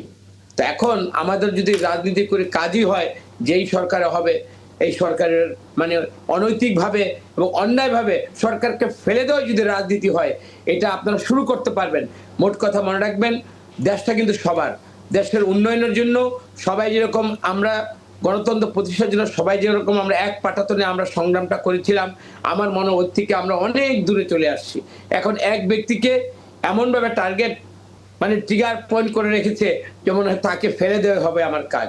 তো আমরা বলছি না যে আমরা সমালোচনা করতে থাকবো। আপনার বক্তব্যটা একদম পরিষ্কার। আমি একটু অ্যাডভোকেট শাহ মোহাম্মদ মাহফুজুল হক, আপনার একটা বক্তব্য একটু জানতেই চাই, কারণ আপনার মনে হচ্ছে কিনা সরকার দায়িত্ব নেয়ার পর, সংসদ গঠন হওয়ার পর, সেই সংসদের কার্যক্রম চলার পর খুব সামান্য দিনই পেরিয়েছে, কিন্তু এর মাঝখানে আমরা বিরোধী দলকে রাস্তায় নামতে দেখলাম, বিক্ষোভ করতে দেখলাম, এখন সভা সমাবেশ হচ্ছে। একটু বেশি চাপে রাখার চেষ্টা করা হচ্ছে কিনা, এবং চাপে রাখতে গিয়ে আসলে সত্য অসত্য তথ্য সব কিছু সেখানে আসছে কিনা? কারণ অনেক ধরনের আলোচনা আমরা সামাজিক যোগাযোগ মাধ্যমে ভিডিও সেকশনের কমেন্ট অপশনেও দেখছি, নানা জনের নানা মত। আপনারা আসলে কি বলবেন আপনাদের দিক থেকে? ধন্যবাদ। আসলে সরকার গঠিত হয়েছে অল্প সময় হয়েছে, এটা যেমন সত্য, পাশাপাশি এটাও তো প্রচলিত আছে যে মর্নিং শোজ দ্য ডে। মানে আপনার সূচনাটাই বলে দেয় যে আপনার দিনগুলো কেমন যাবে। আমাদের বর্তমান সরকার যেমন বিশেষ করে প্রধানমন্ত্রী তারেক রহমান যেমন কিছু পপুলিস্ট জনপ্রিয় কিছু কার্যক্রম করতেছেন, পাওয়ার চেষ্টা করতেছেন, এটা যেমন ঠিক, পাশাপাশি সরকারের যে একটা মানে এক মানে সরকারকে মানে কর্তৃত্ববাদ প্রতিষ্ঠা করার জন্য যে প্রক্রিয়াগুলো আমরা দেখতে পাচ্ছি। একে একে আপনি যদি দেখেন যে আমরা তো চেয়েছিলাম নতুন একটা বাংলাদেশে নতুন যে সরকার গঠিত হবে, সেই সরকার শুধুমাত্র সবার যে দলীয় স্বার্থ বিবেচনা না করে ওনারা যে স্লোগান দিয়েছিলেন যে সবার আগে বাংলাদেশ, সেই স্লোগানকে প্রাধান্য দিবেন। কিন্তু এখন সেটা স্লোগানকে প্রাধান্য না দিয়ে ওনারা তো সবার আগে জাতীয়তাবাদী দল এই স্লোগানটাকে এখন বাস্তবায়ন করতেছেন। আপনি আজকে দেখেন যে বিষয় নিয়ে আজকে আলোচনা হলো, বিসিবি বোর্ডে যে বোর্ড গঠন হলো, আপনি কি বাংলাদেশকে আমরা কি মেসেজ দিচ্ছি? এই জুলাই বিপ্লব পরবর্তী নতুন বাংলাদেশে এসে আমরা যদি মেধা, যোগ্যতা বা হচ্ছে যে অভিজ্ঞতা এগুলোকে প্রাধান্য না দিয়ে বিসিবি যেটা বাংলাদেশের ক্রিকেট বোর্ড, যেটা বাংলাদেশের জন্য একটা গর্বের জায়গা বা বাংলাদেশের জন্য অর্জন করার জায়গা, জি। সে জায়গায় যদি আপনি হচ্ছে পিতা পুত্র কোটায় বা হচ্ছে স্বামী স্ত্রী কোটায় লোক নিয়োগ দেন, তাহলে এটা কি আগামী দিনের জন্য এখানে কি অ্যাডভোকেট মাহফুজুল হক একটা ছোট্ট তথ্য আপনাকে জানিয়ে রাখতে পারি? একটা ছোট্ট তথ্য আপনার অনুমতি নিয়ে যদি আপনাকে একটু জানিয়ে রাখি, আমরা যদি একটু মাহফুজুল হক, আমরা যদি পাকিস্তান ক্রিকেট বোর্ডে দেখি, সেখানে বোর্ডের সভাপতি হয় খোদ প্রধানমন্ত্রী অথবা তার অ্যাপয়েন্টেড কেউ একজন। ভারতের ক্ষেত্রেও কে আছে সেটা আপনি জানেন। শ্রীলঙ্কার ক্ষেত্রে আমরা দেখেছি সেখানে কিন্তু সরাসরি সরকারের একেবারে অ্যাপয়েন্টেড একজন ব্যক্তি থাকে। যদি অ্যাপয়েন্টেড, আমি সভাপতির কথা বলি না, আপনি দেখেন বোর্ডে যারা সদস্য আছেন, ইসরাফিল খসরু আমাদের মানে আমির খসরু সাহেবের ছেলে, জি। তারপর হচ্ছে সৈয়দ ইব্রাহিম আহমেদ, তিনি হচ্ছে যে আমাদের সালাউদ্দিন আহমেদ সাহেবের ছেলে, আমাদের রাসনা ইমাম, যিনি ববি হাজ্জাজের স্ত্রী, এবং ইয়াসির আব্বাস, মির্জা ইয়াসির মানে তাদের আব্বাস। অযোগ্যতাটা কোথায়? মানে অযোগ্যতা কোথায়? এই যে একটা পুনর্বাসন প্রক্রিয়া চলছে সব জায়গায়, যে ছেলে বাবা মানে হচ্ছে যে পরিবারতন্ত্র এই যে প্রতিষ্ঠা করার একটা প্রক্রিয়া, আপনি কি ক্রিকেট বোর্ডের সাবেক যারা হচ্ছে ভালো ক্রিকেটার, আপনি মেধা যোগ্যতার বিবেচনা কি এখানে নিয়োগ দিতে পারতেন না? আপনি এখানে পুনর্বাসন প্রক্রিয়া কেন করবেন? আপনি আজকে গণতন্ত্রের আমরা দেখেছেন অন্তর্বর্তীকালীন সরকারকে মেনে নিতে পারতেছেন না, অনির্বাচিত সরকার চান না। আজকে সেই নির্বাচিত সরকার এসে যখন সবগুলো জায়গায় যখন আজকে প্রশাসক নিয়োগ দিচ্ছেন, তখন তাদের গণতন্ত্রের সে চাহিদাটা কোথায় যাচ্ছে? সংবিধান সেখানে লঙ্ঘন হচ্ছে কিনা? নির্বাচিত সরকার নির্বাচিত জনপ্রতিনিধি দ্বারা যে নির্বাচিত হওয়ার, শাসিত হওয়ার যে সুযোগ, সেখান থেকে জনগণকে বঞ্চিত করা হচ্ছে। আজকে বিশ্ববিদ্যালয়গুলোতে আজকে দেখেছেন আপনার সংসদে আমাদের বিএনপির সাবেক এমপি আজকে ব্যারিস্টার রুমিন ফারহানা বলছেন যে আজকে বিশ্ববিদ্যালয়গুলোতে যেভাবে ঢালাও ভাবে দলীয় বিবেচনায় যেভাবে বিসি নিয়োগ দেওয়া হচ্ছে, তো বাংলাদেশকে আপনি মেধা শূন্য করার বা বাংলাদেশকে আপনি কোন দিকে নিয়ে যাচ্ছেন? আসলে সরকার সবগুলো জায়গাতে এমন ভাবে লোক বসাচ্ছে আগামী দিনে যাতে করে তারা এই সরকার প্রক্রিয়াটাকে, ক্ষমতাটাকে দীর্ঘায়িত করতে পারেন, এবং এক নায়কতন্ত্র প্রতিষ্ঠার যে বাসনা তাদের মধ্যে দেখা যাচ্ছে। আজকে আমরা সেই প্রক্রিয়াটার জন্য আমরা অবশ্যই তাদেরকে নিন্দা জানাই, এবং হচ্ছে যে তাদের এই প্রক্রিয়া যদি বন্ধ না করেন, তাহলে দেখা যাবে যে আজকে আওয়ামী লীগকে নিষিদ্ধ করা হচ্ছে, বা আজকে আমাদের সায়ন্ত ভাই মানে যদিও উনি দলীয় পরিচয় না দিয়ে অন্য বিবেচনায় কথা বলেন, কিন্তু বিএনপিকে হাইলাইট করে যে কথাগুলো, জামাতকে নিষিদ্ধ করার বা বিচারের কথা বলতেছেন, তাহলে জনগণের স্বার্থের বিরুদ্ধে অবস্থান নিলে ডাক্তার শান্ত বলেনি, এটা আমি ডাক্তার শান্তকে প্রশ্ন করেছি বলে উত্তর দিয়েছেন উনি। সন্ত্রাস বিরোধী আইনে আওয়ামী লীগের কার্যক্রম নিষিদ্ধ করা গেলে জামাতকে কেন করা যাবে না, এটা আমি ওনার কাছে জানতে চাইছিলাম। আমি সে কথাই বলছি যে জনগণের স্বার্থের বিরুদ্ধে যদি অবস্থান নেয়, তাহলে যে একদম ব্রুটাল মেজরিটি সম্পন্ন দলও যে নিষিদ্ধ হওয়ার ইতিহাস রচিত হচ্ছে, তার একটা নজির আছে, নজির আছে ইতিমধ্যে। অনেক ধন্যবাদ, আপনি আছেন আমাদের সঙ্গে। আমি মনে করি এই যে জুলাই সনদ থেকে শুরু করে প্রত্যেকটা জায়গায় জনগণের চাওয়াটাকে প্রাধান্য না দিয়ে দলীয় বিবেচনা, দলীয় স্বার্থ, কোনখান থেকে গেলে ক্ষমতাটা মসৃণ হবে, দীর্ঘায়িত হবে, এই বুঝতে পারছি। আমি অবশ্যই আবারও আপনার কাছে আসবো। অ্যাডভোকেট মাহফুজুল হক যে কথাগুলো বলেছেন, আমি অবশ্যই কামরুজ্জামান নতুন এমপি তার কাছে আসবো। তবে তার আগে সাখাওয়াত হোসেন শান্ত, যেহেতু আপনাকে উনি মেনশন করলেন, আপনি একটু ব্যাখ্যা দেবেন আসলে এরকমটা হচ্ছে কিনা যে সবার আগে বাংলাদেশ নাকি সবার আগে জাতীয়বাদী দল, যেটার কথা আসলে যে অভিযোগটা গেল কয়েকদিন ধরে আসলে আমরা শুনতে পাচ্ছি বিরোধী দলের পক্ষ থেকে, একটু ব্যাখ্যা দেবেন? এইটা বাংলাদেশে চিরাচরিত রাজনীতির যেই ধারা, যে সরকার পক্ষ যা কিছুই করুক না কেন সবই খারাপ, এটা বিরোধী দলকে বলতে হবে, এবং বিরোধী দল যা কিছু করছে এটা অন্যায় করছে এটা সরকারি দলকে বলতে হবে। সেখান থেকে আমরা বেরিয়ে আসতে পেরেছি, এইটা এই সংসদে আলোচনা এবং এই রাজনৈতিক দলের অবস্থান থেকে আমরা বুঝতে পারছি না। আগে এক সময় দেখবেন, আপনি মনে করতে পারবেন যে বাজেট পাশের সময় আগে ভাগে বাজেট পাস হয়েছে, এত জটিল একটা বিষয়, এত বড় ডাউস বই এখনো দেখার সুযোগ হয় নাই। পাস হওয়ার সঙ্গে সঙ্গে আগে থেকে ব্যানার রেডি থাকে, যারা সরকার বিরোধী তারা বলবে এটা গণবিরোধী বাজেট, এটা প্রত্যাখ্যান করলাম, আর যারা সরকারের পক্ষে তারা মিছিল নামিয়ে বা বিবৃতি দিয়ে বলবে যে গণমুখী চমৎকার বাজেট হয়েছে, এটা দেশের এই কল্যাণ করবে। ঠিক একইভাবে বিসিবি নিয়ে যেটা হয়েছে, এইটা আমার দৃষ্টিতে মনে হয় যে এটা সুবিবেচনা প্রসূত হয়নি। সুবিবেচনা প্রসূত হয়নি এই জন্য বলবো যে এইখানে বিএনপির 3 জন স্ট্যান্ডিং কমিটির মেম্বার, গুরুত্বপূর্ণ নেতা, এবং তার মধ্যে 2 জন গুরুত্বপূর্ণ 2টি মন্ত্রণালয়ের মন্ত্রী, এদের 3 সন্তান এবং একজন প্রতিমন্ত্রীর স্ত্রী, এই 4 জনকে 11 সদস্য বিশিষ্ট এই কমিটির মধ্যে এই 4 জন রাখা হয়েছে। এই 4 জনের প্রত্যেককে আমি ব্যক্তিগতভাবে চিনি, তারা যথেষ্ট শিক্ষিত, স্মার্ট এবং যোগ্য। কিন্তু শিক্ষিত, স্মার্ট এবং যোগ্য হলেও তারা খেলাধুলা বা ক্রিকেটের ক্ষেত্রে কতটা যোগ্য এইটা আমরা জানি না অনেকে। এখন না জানাতে কি হয়েছে যে একটি সংগঠনে 3 মাসের জন্য যদিও অ্যাডহক ভিত্তিতে এই কমিটি করা হয়েছে, তারা পরবর্তী কমিটি নির্বাচন করবেন। সেই ক্ষেত্রে একটা সন্দেহ কাজ করে যে এইখানে এই ক্লোজটা নাই যে এরা কেউ পরের কমিটিতে থাকতে পারবেন না বা নির্বাচন করতে পারবেন না। যদি ওটা থাকতো তাহলে একটা রক্ষা কবচ ছিল, সেটা না থাকে সন্দেহ আরও বাড়ছে যে এদের এম্পাওয়ার্ড করা হলো। দ্বিতীয় যে বিষয়টা, যদি এরা যোগ্য হয়েও থাকে, ধরেন একজন মন্ত্রীর ছেলে, তাকে অফার করা হয়েছে যে আপনি তো এই লাইনে অনেক কাজ করেছেন, যোগ্য, আপনাকে আমরা এই কমিটিতে রাখতে চাই, আপনার মত কি? তিনি কনসেন্ট দিয়েছেন রাখেন। তিনি তো আর জানেন না যে আরও 2 জন নেতার ছেলে অথবা একজন মন্ত্রীর ওয়াইফ তাকেও রাখা হয়েছে। কিন্তু যারা এইভাবে অফার করেছেন এবং রেখেছেন, তারা যখন 11 জনের মধ্যে 4 জন যোগ্য লোক বিএনপির স্টার নেতাদের ঘরেই খুঁজে পান, তখন মানুষের মধ্যে প্রশ্নের উদ্রেক করে যে 18 কোটি মানুষের দেশে এই ক্রিকেট কন্ট্রোল বা বোর্ডের হিসেবে এই 11 জনের মধ্যে কেন এর বাইরেও যোগ্য লোক পাওয়া যায় না। সেই ক্ষেত্রে যারা এই সিলেকশন করেছেন এবং যারা চূড়ান্তভাবে এই কমিটি করেছেন, তারা একই সঙ্গে দলকে এবং সরকারকে প্রশ্নবিদ্ধ করেছেন। আমার কথা হলো এই 4 জনই যোগ্য, আমি জানি এরা যোগ্য, এরা শিক্ষিত, এরা স্মার্ট, কিন্তু 4 জনকে বিভিন্ন ক্ষেত্রেও তো কাজে লাগানো যেতে পারত। এবং এইখানে দলীয় ঘরানার পরিচয়ের বাইরেও তো কাউকে যোগ্যদেরকে বেশি করে জায়গা দেওয়া যেতে পারত।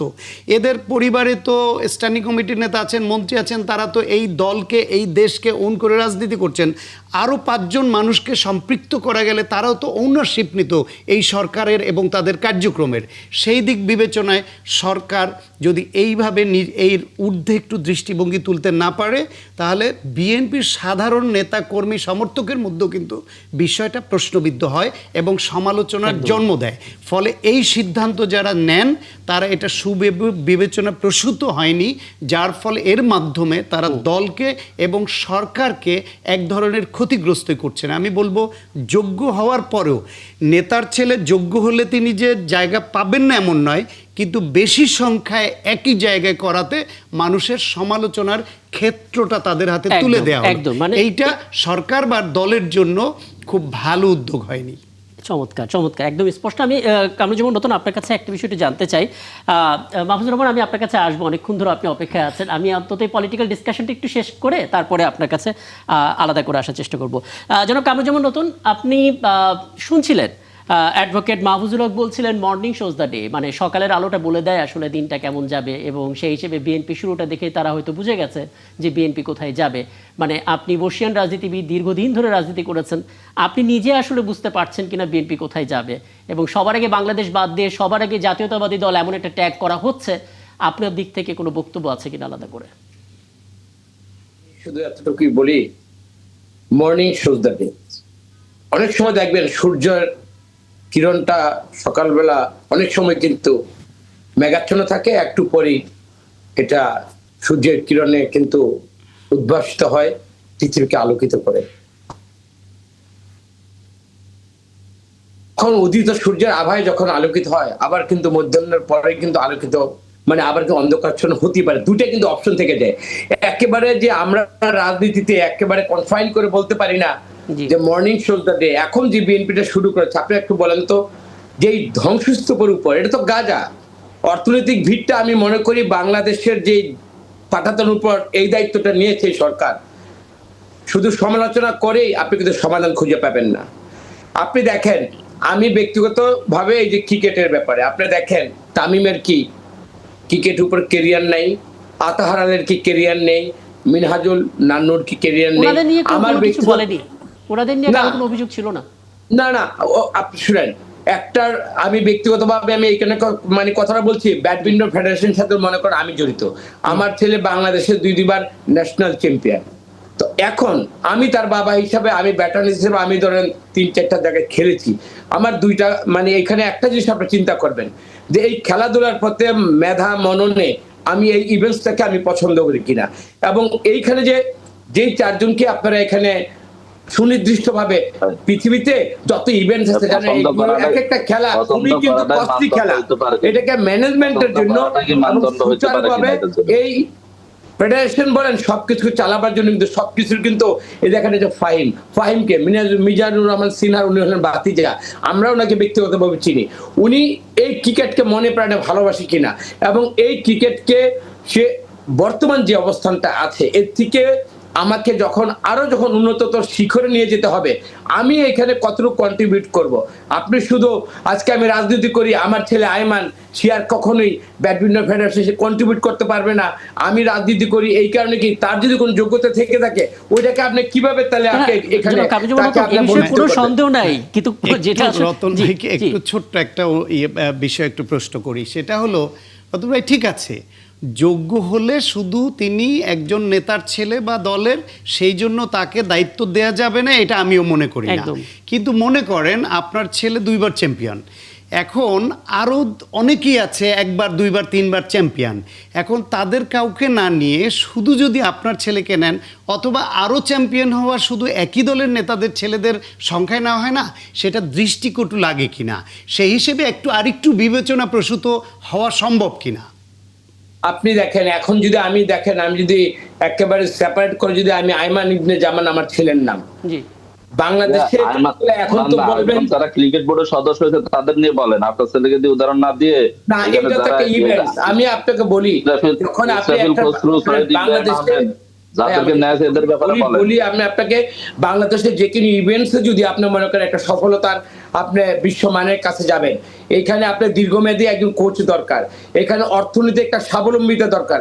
যাদেরকে নিয়েছে, আমি বলি না যে আমার ছেলেকে দিয়ে আমি এক্সাম্পল দিব, বাট আপনি ক্রিকেটটাকে দেখেন, আজকে যে ক্রিকেটের যেই জায়গায় দাঁড়িয়েছে, কেন এটা দীর্ঘমেয়াদী, এখানে একটা বাইরের কোচ আনা হয়, এবং যতগুলো আপনার একাডেমি বাংলাদেশে হয়েছে, এটা কেন অর্থনীতি একটা ভিটার দরকার আছে। আমি কেন মিজানুর রহমান সিনহার ভাতিজার কথা বললাম, উনার জীবনের একটাই শখ, উনি যতগুলো কামান না অর্থনৈতিক ক্ষেত্রে উনি ভীষণ কন্ট্রিবিউট করে। আমি আপনাকে বলি না। আচ্ছা, আমি আবারও ফিরবো একটা বিষয় বলি। কি বলবেন জানেন, এখানে কোনো ফান্ড নেই, এখানে একাডেমি হবে না, এই সমস্যা ওই সমস্যা। যারা এখানে ঢুকে বা নিজের পকেট থেকে দেওয়ার জন্য ঢুকে, আপনি যদি মনে করেন যে এমনি একটা ইভেন্টে সফলতা চলে আসে, এটা কিন্তু আপনার একটা রং আইডিয়া। পরিষ্কার। আমি আবারও ফিরবো আপনার কাছে।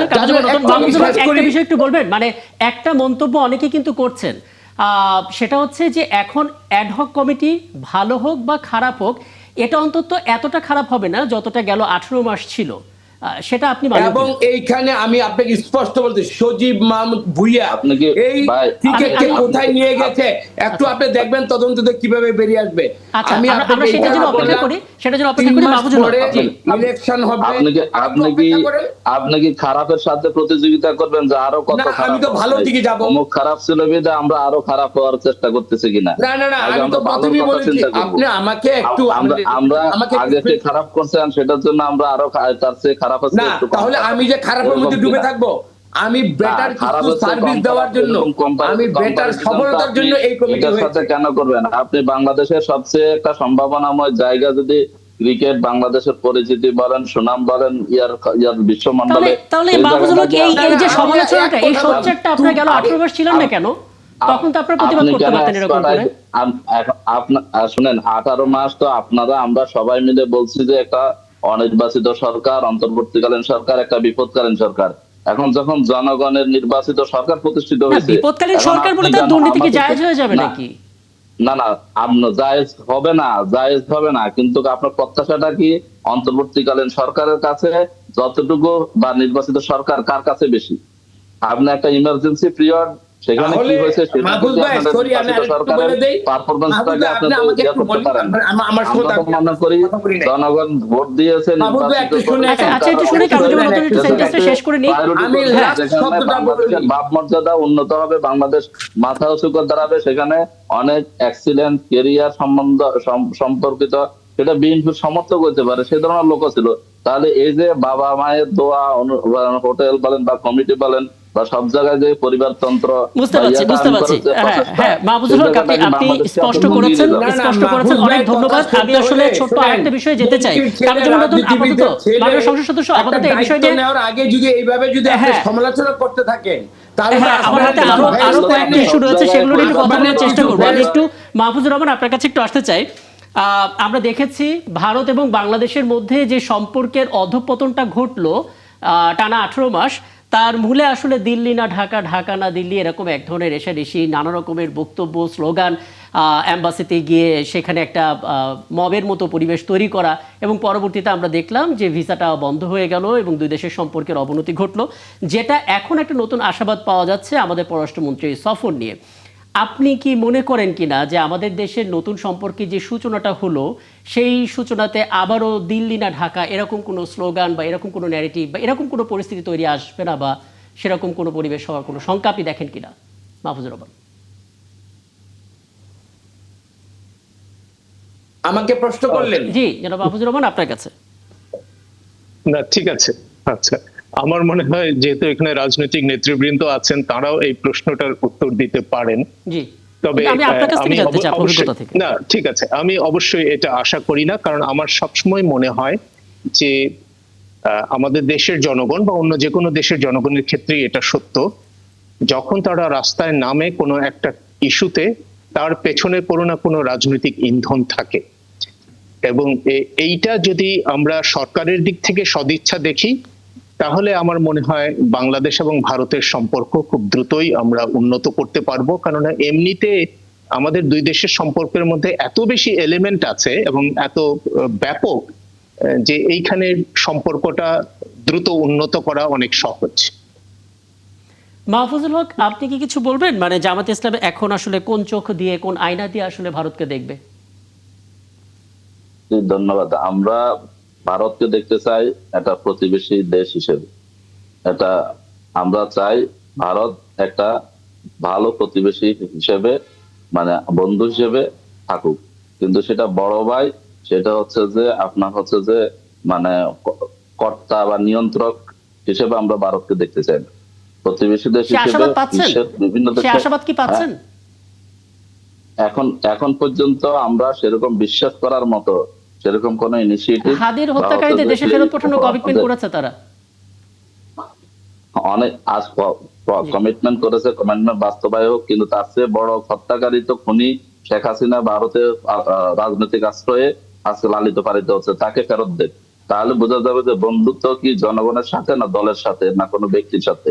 যদি বন্ধুত্ব যদি দলের সাথে না হইয়া বা কোনো ব্যক্তি বা গোষ্ঠীর সাথে না হইয়া যদি সেটা বাংলাদেশের জনগণের সাথে হয়, যে পিপলস ডিপ্লোমেসি যেটা, সেটা যদি হয়, তাহলে অবশ্যই আমরা সেটাকে স্বাগত জানাবো।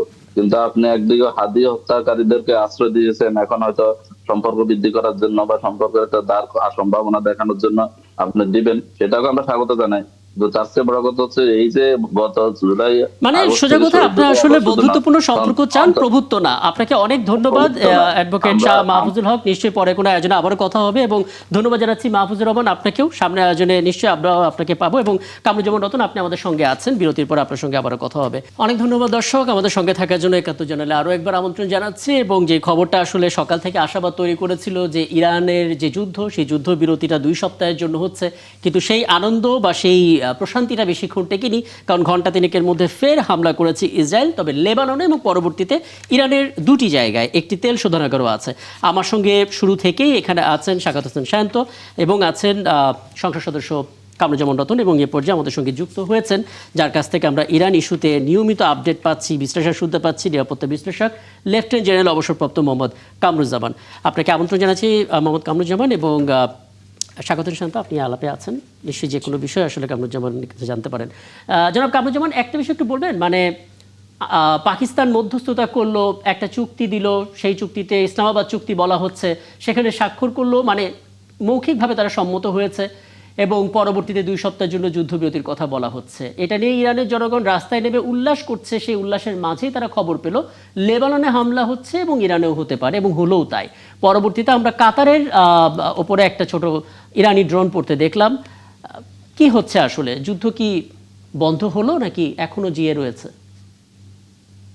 ধন্যবাদ আমার সহবক্তা এবং ৭১ টেলিভিশনের সকল দর্শক শ্রোতাদের, আসসালামু আলাইকুম।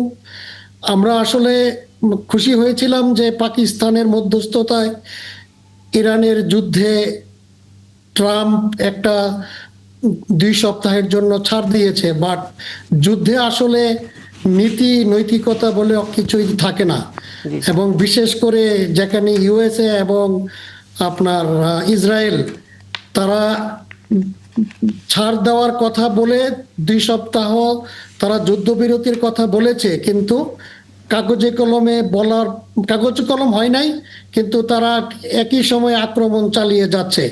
তো এই ব্লাফিং বা চিটিং এটা যুদ্ধে হয়ে থাকে। তবে আমরা আশা করব যে যেইভাবে ট্রাম্প এবং ইরানের জনগণ যে আশা নিয়ে আমরা দেখছিলাম যে এই 2 সপ্তাহের মধ্যে আলাপ আলোচনা চলবে এবং এরা আপনার আক্রমণ থেকে বিরত থাকবে, যাতে মানে আপনার এই যুদ্ধের মধ্যে একটা সলিউশন, আমরা যেটা এতদিন ধরে আশা করছি তার একটা সুরাহা হবে। কিন্তু এখন আসলে ভবিষ্যৎ বলবে যে আসলে এটা কোন দিকে মোড় নিবে। ভবিষ্যতই বলবে। আমি এখানে একটু জটিল কিন্তু মানুষের আগ্রহপ্রবণ সেই জায়গা থেকে একটা বিষয় একটু জানার চেষ্টা করি। সাকাত হোসেন শান্ত, বাংলাদেশের সাথে ভারতের সম্পর্কটা ধীরে ধীরে ভালোর দিকে যাচ্ছে। ভারতের সঙ্গে ইসরায়েলের সম্পর্ক স্মরণকালের সবচেয়ে ভালো পজিশনে আছে, এবং আমরা থাকি একটা গ্লোবাল ভিলেজে। তার মানে আমরা না চাইলেও কোনো না কোনো পক্ষের সাপোর্ট আমাদের প্রয়োজন হয়, সেটা কখনো জ্বালানি সহ নানা কিছু। কাজেই গ্লোবাল ভিলেজে কোনো না কোনো পক্ষের আপনাকে যেতেই হবে। আমাদের রাজনৈতিক বা কূটনৈতিক যে বিবৃতিগুলো আমরা দেই, সেখানেও দেখা যায় কিছু কিছু শব্দে আমরা মনোযোগ দিই, যে কারণে ইরানের রাষ্ট্রদূত এটা আক্ষেপ করছিলেন যে ইরান যুদ্ধে বাংলাদেশ যে বিবৃতি দিয়েছে তাতে আমরা কিছুটা কষ্ট পেয়েছি। খারাপ মন্তব্য করেনি, কিন্তু আমরা কষ্ট পেয়েছি। আপনি কি বলবেন এখানে আমাদের কূটনৈতিক দক্ষতাটা কেমন হওয়া প্রয়োজন, কতটা যুগোপযোগী হওয়া প্রয়োজন, কতটা কৌশলী হওয়া প্রয়োজন? না, ইরানের উপরে ইসরায়েল এবং আমেরিকার আক্রমণের পরে প্রথম বাংলাদেশের পক্ষ থেকে পররাষ্ট্র মন্ত্রণালয় যে বিবৃতিটি দিয়েছিল, তাতে শুধু ইরান কষ্ট পেয়েছে তা না, বাংলাদেশের সাধারণ জনগণও কষ্ট পেয়েছিল। এবং বাংলাদেশে এই সরকার জনগণের রায়ে নির্বাচিত একটি সরকার, তো বাংলাদেশের জনগণের যে জন আকাঙ্ক্ষা সেটা ছিল হচ্ছে গিয়ে ইরানের উপর অন্যায়ভাবে আমেরিকা এবং ইসরায়েল আক্রমণ চালিয়েছে, বাংলাদেশ কি কৌশলে কি শব্দ ব্যবহারে সবকুল রক্ষা করে নিন্দা জানাবে সেটা সরকারের কৌশলের ব্যাপার, কিন্তু ইরানের উপরে যে আক্রমণ হয়েছে সেটার নিন্দা জানানো হবে। সেটা প্রথমে না করাতে সরকারের এই অবস্থানটা সমালোচিত হয়েছে। একদিন পরেই কিন্তু সরকার আরেকটি বিবৃতি দিয়েছে যেটা ওটা নিন্দা জানিয়ে, ফলে প্রথমটা তাদের একটা কৌশলগত ভুল ছিল। সেটা ভুল ছিল যে নিজেরাই তো মেনে নিয়েছে, না হলে একদিন পরেই আর একটা বিবৃতি কেন দিতে হলো। এরপরে হচ্ছে গিয়ে রাষ্ট্র হিসেবে রাষ্ট্রের সঙ্গে নানান রকমের সম্পর্ক থাকে। আপনার ইন্ডিয়ার সঙ্গে আমাদের সম্পর্ক প্রতিবেশীর সম্পর্ক মোস্টলি, এবং অনেক সহযোগিতামূলক নানান চুক্তি আছে। আমেরিকা বাংলাদেশের সবচেয়ে বড় বিনিয়োগকারীর রাষ্ট্র। স্বাধীনতার পর থেকে বাংলাদেশের সর্বোচ্চ টোটাল বিনিয়োগ চিন্তা করলে আমেরিকার বিনিয়োগ সবচেয়ে বেশি, বাংলাদেশের উন্নয়নে তাদের অংশীদারিত্ব বেশি। চায়না আমেরিকা শত্রুতার মধ্যে আছে আন্তর্জাতিকভাবে পরাশক্তি হিসেবে, কিন্তু চায়না ও বাংলাদেশে বিনিয়োগকারী হিসেবে এখন ইনফ্রাস্ট্রাকচার উন্নতিতে অনেক ভূমিকা রাখছে। সেই ক্ষেত্রে ইন্ডিয়ার সঙ্গে প্রতিবেশীমূলক সম্পর্ক বা সম্পর্কের উন্নয়ন তো প্রয়োজন হবে। ইন্ডিয়ার স্বার্থে ইন্ডিয়ার উচিত বাংলাদেশের রাষ্ট্র এবং জনগণের সঙ্গে ন্যায়সঙ্গত সম্পর্ক তৈরি করা। বাংলাদেশেরও উচিত বাংলাদেশ এবং জনগণের স্বার্থে ইন্ডিয়ার সঙ্গে প্রতিবেশী সুলভ যে সম্পর্ক সেটার উন্নয়ন করা।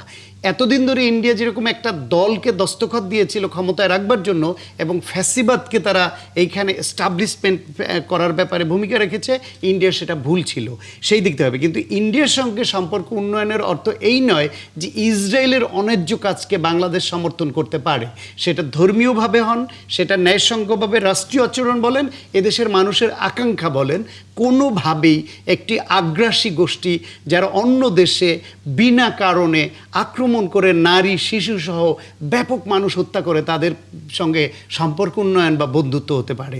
এইটি ইসরায়েলের সঙ্গে সম্পর্ক বিষয় নয়। ইন্ডিয়ার সঙ্গে সম্পর্ক উন্নয়নের অর্থই নয় যে ইন্ডিয়া যাকে ভালোবাসে বাংলাদেশেরও তাকে ভালোবাসতে হবে। আবার আমেরিকা ইরানে আক্রমণ করেছে, এটা অন্যায়, এটা আন্তর্জাতিক মোড়লগিরি। এটা তারা যে মোড়লগিরি দেখালো এটা অন্যায়, এবং ট্রাম্প খোদ আমেরিকাতেই সমালোচিত হচ্ছেন। এই সরকার তাদের ভূমিকা আমেরিকাতে সমালোচিত হচ্ছে, এবং অনেকেই মনে করছেন যে এর দ্বারা ট্রাম্প খোদ আমেরিকাকে ক্ষতিগ্রস্ত করছে। সুতরাং আমেরিকার সঙ্গে আমার যে অর্থনৈতিক উন্নয়নের সম্পর্ক সেটা একরকম থাকবে, সেটা চলবে, কিন্তু আমেরিকার অন্যায় কাজটাকে সেটাকে আবার বাংলাদেশ প্রমোট করবে, সেটাও ঠিক হবে না। আমি যদি রাশিয়ার কাছ থেকে কোনো জিনিস কিনি, অবলম্বন করে সম্পর্ক রক্ষা করে সবকিছু ব্যালেন্স, ধরুন রাশিয়ার কাছ থেকে যদি আমি কোনো জিনিস কিনি, তার জন্য কি আমেরিকার ইয়েস কার্ডের প্রয়োজন আছে? সেটা তো একটা চুক্তি, আন্তর্জাতিক চুক্তি। সেটা শুধু বাংলাদেশ একটা ওভার পপুলেটেড ছোট একটা দেশ এবং নানানভাবে আমরা সমস্যাগ্রস্ত দেশ। ইউরোপীয় ইউনিয়নভুক্ত শক্তিশালী দেশগুলোরও তো আমেরিকার সঙ্গে সেই চুক্তি আছে, এবং তাদেরও তো অনেক দেশ থেকে, রাশিয়া থেকে বা বিভিন্ন জায়গায় কিনতে আমেরিকার অনুমতি নেওয়ার প্রয়োজন আছে। আন্তর্জাতিক ফোরামে বিভিন্ন দেশের সঙ্গে সম্পর্ক এবং চুক্তির আওতায় এসে এরকম শর্ত তো আছে, এবং সেইখানে সেটাও মানতে হবে। এবং আমেরিকা প্রয়োজনে অনেক সেই শর্ত শিথিল করে সেই অনুমোদনও দেয়, সেই নজিরও তো আছে। অনেক ধন্যবাদ, আপনি আছেন আমাদের সঙ্গে। কামরুজ্জামান রতন, একটা বিষয় স্পষ্ট যে ঠিক এই মুহূর্তে সরকারে যারা আছেন তাদেরকে একটা নজিরবিহীন আসলে কৌশলী কূটনৈতিক পথ অবলম্বন করতে হবে, যেটা আসলে আগে কোনো সরকারকে করতে হয়নি। কারণ এটা এমন একটা বৈশ্বিক সংকটের মধ্যে আমরা আছি, এবং যেভাবে আসলে টেকনোলজিক্যালি সবাই ডেভেলপ হয়ে যাচ্ছে, বাংলাদেশকেও আসলে একটা বড় ধরনের স্টেক হোল্ডারের পক্ষে থাকতে হবে, অথবা সেরকম কূটনৈতিক পথ অনুসরণ করতে হবে। আপনারা কতটা প্রস্তুত? সরকার কতটা কৌশলী হতে পারছে? বাস্তবতা হলো 16 বছর একটা ফেসিস্ট কি অবস্থায় দেশটাকে রেখে গেল, প্লাস 18 মাসের যে সরকার, আপনি দেখেন তো অর্থনীতিবিদ এবং বিদেশের আমাদের বাণিজ্যের ক্ষেত্রে কোনো একটা ভালো কোনো ইনভেস্টর এদেশে আসছে, তারপরে ক্ষমতা নেওয়ার সাথে সাথে এই বৈশ্বিক এই সমস্যাগুলো, আপনার পুঁজি কি? আমি আবারও বলছি, গুড গভর্নেন্সের জন্য এবং এই সার্বিক যে প্রতিকূলতাগুলো, এগুলোকে আমি সামনে রাখলাম তো, কিন্তু সামনে রাখার পর কি আমার এফিসিয়েন্সি, আমার দক্ষতা দিয়ে, আমি সততা দিয়ে এবং গুড গভর্নেন্স এবং যেই জায়গায় যতগুলো এখন আমার লিকেজ বা আমি সমস্যা মনে করছি, এই সমস্যাগুলোকে আমি অ্যাড্রেস করে আমি সর্বোচ্চ আন্তরিকতার সহিত চেষ্টা করে যাচ্ছি কিনা। এখন কি করব? আমি দায়িত্ব তো জনগণ দিয়েছে, এখন জনগণের দায়িত্বটা একটা আমানত। আমি আমার বেস্ট এফোর্টটা দেব, সততার সহিত দিব, এবং আমি ভিশনারি, এই যে দেখেন পাশের দেশ, আমরা তো দেখেছি আমরা কি পারবো আমাদের চতুর্দিকে ঘেরা ভারতকে। হ্যাঁ, ভারতের সাথে আমাদের যে সম্পর্কের বৈরিতা যেটা হয়েছিল, স্বাভাবিক, কেন 16 বছরের যে ফেসিস্ট ছিল, আমার শত্রুকে যদি আপনার বাড়িতে আশ্রয় দেন, সেখানে তো কখনো আপনার সাথে আমার সখ্যতা হবে না। কিন্তু এইটা আমি কতদিন আপনার সাথে এই যে হোস্টাইল, এই বৈরিতা রেখে আমার তো দেশটা চালাতে হবে। ভিসা বন্ধ হয়েছে গিয়েছিল, এবং সার্বিকভাবে যদি এই দেশটার সাথে যদি আমার যেখানে আমি একটা দেখেন না আমরা তাদের একটু সামনে হত্যাকাণ্ডে- এগোই আমি আপনার কাছে সুদীপ্ত হিসেবে এটা জানতে চাচ্ছিলাম যে অনেকগুলো দেশ আছে তাদের স্বার্থগুলো গেল 20 বছরে অনেকভাবে জটিল হয়ে গেছে, এই জটিল সম্পর্কের মধ্যে বাংলাদেশ আসলে কিভাবে তাদের কূটনৈতিক কৌশল অবলম্বন করবে? নিশ্চয়ই আসলে আমি কেন ভারতকে আমি বেশি আমি মানে এখানে গুরুত্ব দিচ্ছি, কারণ এটি ইম্পর্টেন্ট আমাদের মানে দেশ চালাবার জন্য। আমি তাকে বন্ধুত্ব এবং তাকে আমি কিন্তু একটা সমমর্যাদার ভিত্তিতে আমি তাকে রাখবো। পাশাপাশি ভারত তো আমার কতটুকু এখানে ইউরোপের সাথে আমেরিকার সাথে আমাদের যে বাণিজ্যিক যে চুক্তিগুলো, চায়নার সাথে যে আমার পাশাপাশি আমাদের যে সম্পর্কটা রাখতে হবে, সবাইকে কিন্তু কম্বাইন আমি মাথার মধ্যে আমার কিন্তু সবাইয়ের সাথে কিন্তু এই যে ফ্রেন্ডশিপ টু অল, এই যে দেখেন আমার স্বার্থের মধ্যে কি আমার জনগণের স্বার্থ, বাংলাদেশকে আমি সবচেয়ে বেশি বাংলাদেশের স্বার্থটাকে চিন্তা করব।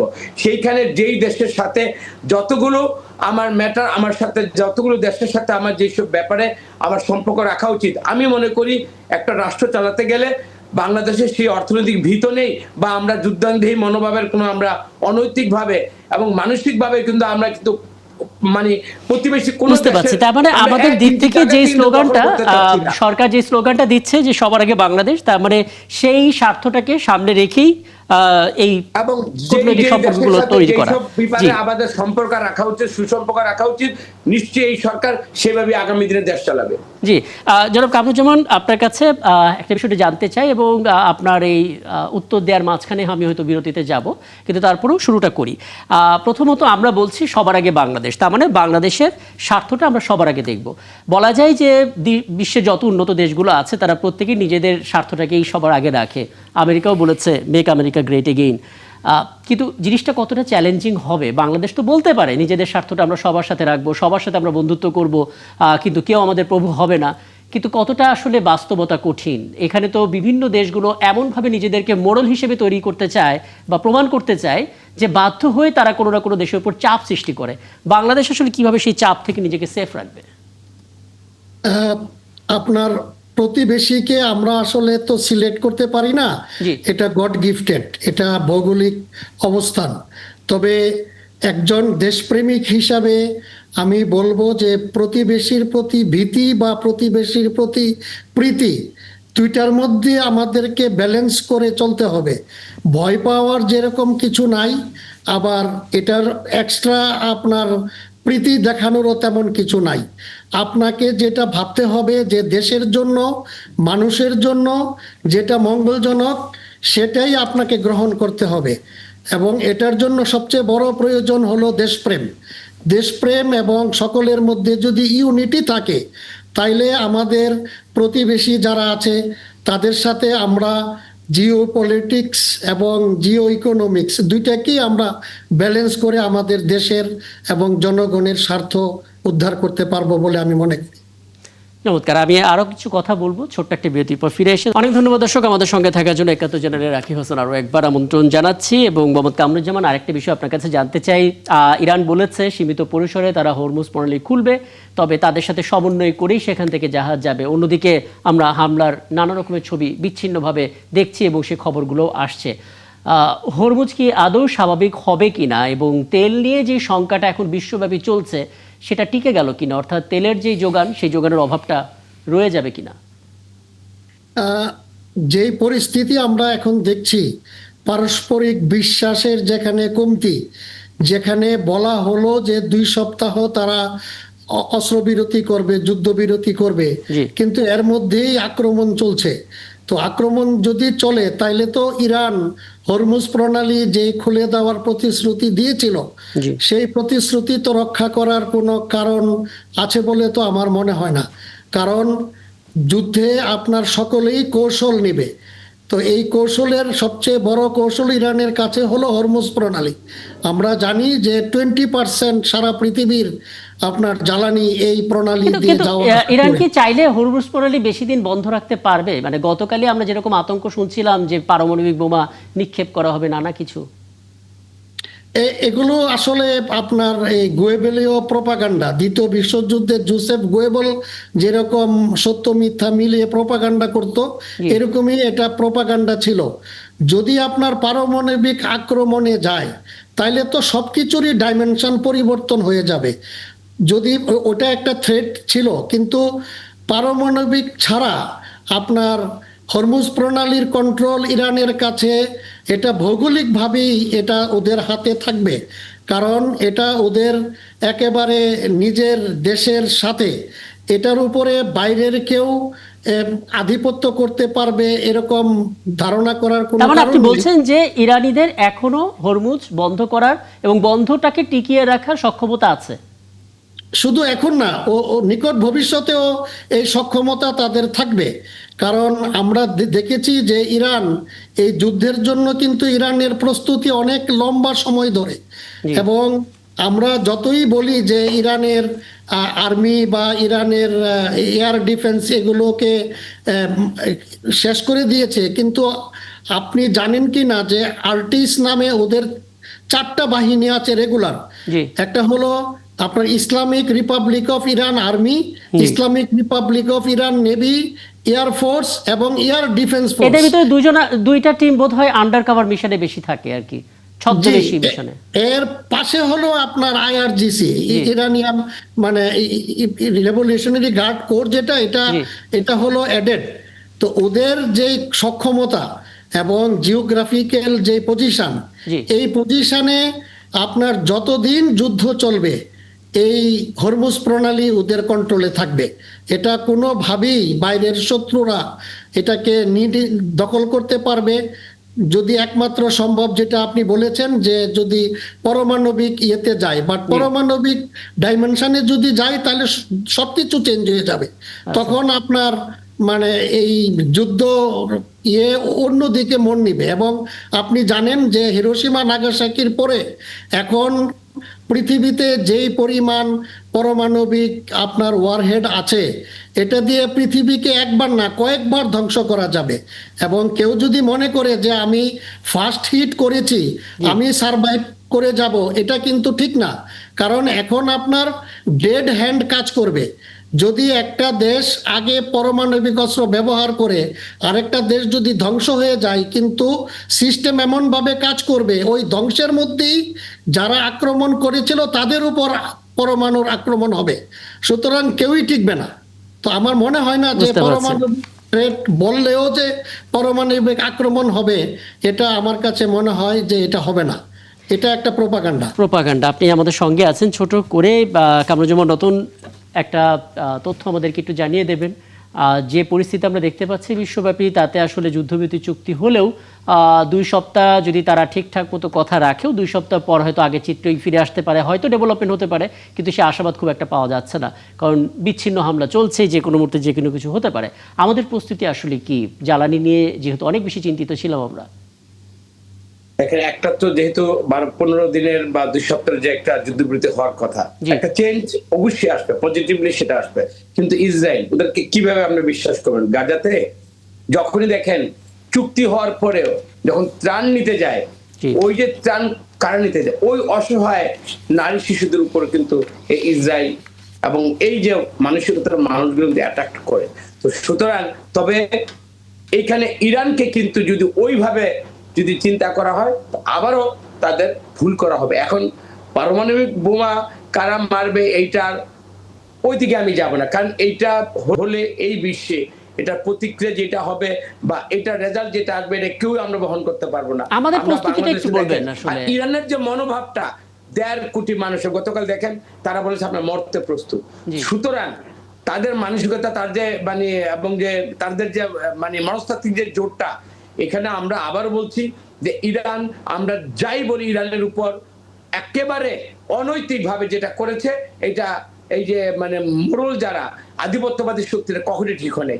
এখন কত কম মূল্য দিয়ে এই যুদ্ধটা বন্ধ করা যায়, পৃথিবীটা বেঁচে যাবে। জি, আমার এই আয়োজনের সময় একেবারেই শেষ, এবং সময়টা থাকলে নিশ্চয়ই আলাপটা দীর্ঘ করতে। আমি সবশেষ একটু মন্তব্য আপনার কাছে নিতে চাই, শাখাত হোসেন শান্ত, যেটা আসলে মোহাম্মদ কামরুজ্জামান খুব চমৎকার করে বললেন যে প্রতিবেশী প্রীতি এবং প্রতিবেশী ভীতি দুটোর মধ্যে ব্যালেন্স থাকা প্রয়োজন। কিভাবে সেটা সম্ভব হবে? যদিও দৃষ্টান্ত আমাদের সামনে আছে, তারপর না, সেটা সম্ভব। সেটা তো বাংলাদেশে শেখ হাসিনার এই ফ্যাসিজমের রেজিম ছাড়া আগের সরকারগুলো, বেগম খালেদা জিয়ার সরকার, এমনকি হোসেন মোহাম্মদ এরশাদের সেই স্বৈরাচারী আমল, তার আগে প্রেসিডেন্ট জিয়াউর রহমানের আমল, তার আগে শেখ মুজিবুর রহমানের আমল সবসময় তো এই ভীতি এবং প্রীতির সমন্বয় করেই ভারতের সঙ্গে একটা সম্পর্ক বজায় রেখে, প্রতিবেশী সুলভ সম্পর্ক বজায় রেখে বাংলাদেশের কূটনীতি এবং পররাষ্ট্রনীতি পরিচালিত হয়েছে। শেখ হাসিনা এসে তার পুরা এক ঝুড়িতে সব ডিম রাখলো, শুধুমাত্র অন্যায়ভাবে মানুষের ভোট ছাড়া ক্ষমতায় থাকবার জন্য। এবং ভারত সেটা লুফে নিল যে একজন ভৃত্য পেয়েছি যাকে আমি শুধু ওই তার ডিজায়ের মতো পদে রাখবো আর আমি যা চাই তাই দিবে। সেইখান থেকে বাংলাদেশ আবার বেরিয়ে এসেছে, যেহেতু নির্বাচিত গণতান্ত্রিক সরকার, তাদের ইচ্ছা আছে এবং প্রথম থেকেই তাদের পররাষ্ট্র নীতি এইটাই, সবার আগে বাংলাদেশের স্বার্থ অক্ষুণ্ণ রেখে যার যার সঙ্গে যেই শর্তে বন্ধুত্ব করা দরকার সেটাই করবে। সেখানে না থাকবে অতিভীতি, না থাকবে অতিপ্রীতি, যেখানে থাকবে কৌশল এবং যেখানে কূটনৈতিক শিষ্টাচারের মাধ্যমে বন্ধুত্ব। সেটাই সরকার পারবে বলে আমার বিশ্বাস। অনেক ধন্যবাদ, অনেক কৃতজ্ঞতা আপনাদের তিনজনকে আমাকে এই লম্বা সময় দেওয়ার জন্য। নিশ্চয়ই সামনে আয়োজনে আবারও আপনাদেরকে পাবো এবং আরও বিষয়গুলো আলোচনা করার সুযোগ আমাদের হবে। দর্শক, এই ছিল আজকের আয়োজনে। আগামীকাল নতুন ইস্যু নিয়ে ৭১ জানালে হাজির হবো, আমাদের সঙ্গেই থাকবেন।